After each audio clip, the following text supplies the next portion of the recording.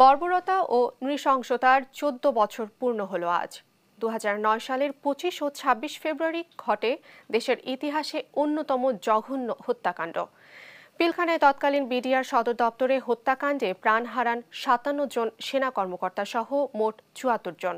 নিহতদের পরিবার ও হত্যা মামলার আসামিরা এখনও বিচার শেষের অপেক্ষায়।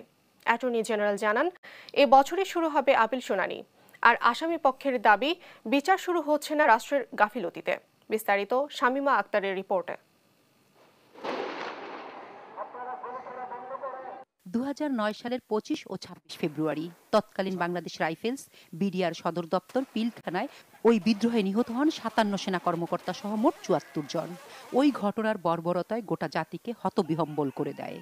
পরে বিডিআরের নাম পরিবর্তন করে বর্ডার গার্ড বাংলাদেশ বিজিবি রাখা হয়। বিদ্রোহের ঘটনায় দুটি মামলা দায়ের করা হয়, একটি হত্যা মামলা ও একটি বিস্ফোরণ